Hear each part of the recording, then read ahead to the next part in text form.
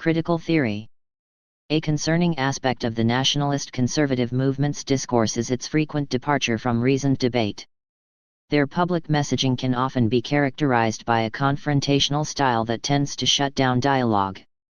This is often achieved by shifting focus to irrelevant topics or by employing personal condescension, which ultimately hinders productive political discourse. The current government's approach to social issues appears ineffective, marked by policies that address symptoms rather than root causes. For instance, while unemployment has hit a 9-year high, the official response to homelessness in Auckland has been to relocate rough sleepers from the CBD, a move that disperses the problem rather than solving it. This pattern of obscuring reality is further evidenced by the government's handling of data. To create the illusion of progress on homelessness, they have been accused of culling wait lists. More alarmingly, they have terminated the census, the primary tool for monitoring national social progress. By dismantling this essential source of objective data, the government makes it impossible to accurately gauge the scale of social problems, allowing them to dismiss growing issues as non-existent. This avoidance of accountability is a consistent theme. The government often engages in historical revisionism, downplaying colonial violence and systemic inequities that contribute to modern deprivation.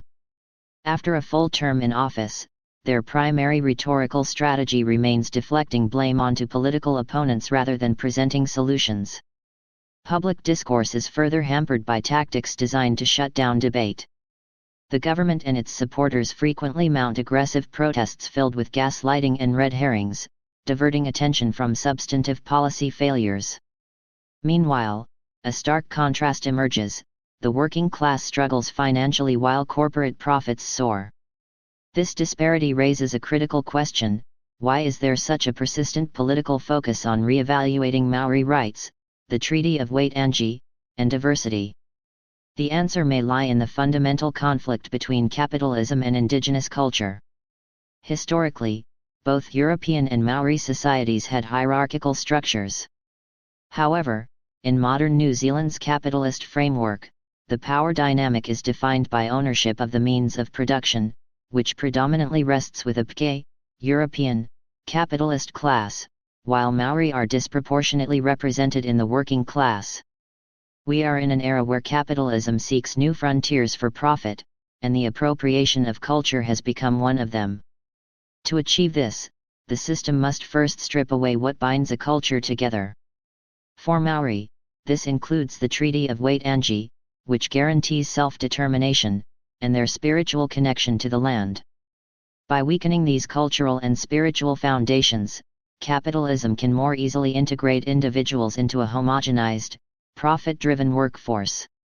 The core problem is that capitalism operates on a linear, materialist worldview, one that prioritizes endless growth and consumption. This perspective is inherently limited. It fails to account for the objective reality that culture and spirituality represent profound, non-material infrastructures for human development. These depths offer alternative models for progress that can extend societal well-being beyond mere material accumulation. In essence, the linear, materialist model is reaching its logical and ecological endpoint.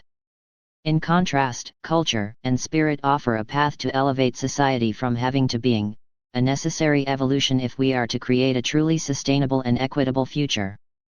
Description. This analysis presents a critical view of the current New Zealand government, arguing that its approach to social issues is fundamentally flawed and disingenuous. It contends that the government prioritizes managing the appearance of problems over addressing their root causes, using examples from homelessness policy and data management. The critique extends to the government's rhetorical tactics, including historical revisionism, deflection of blame, and the use of disruptive protests to stifle substantive debate.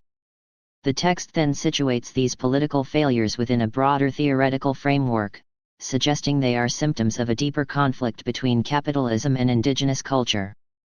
It posits that the political focus on re-evaluating Maori rights and the Treaty of Waitangi is a strategic maneuver to dismantle cultural structures that impede profit-driven capitalism. The core argument is that capitalism's linear, materialist worldview is ecologically and socially unsustainable, and that moraculture and spirituality offer a vital alternative model for progress, shifting society's focus from material accumulation, having, to a more profound state of being.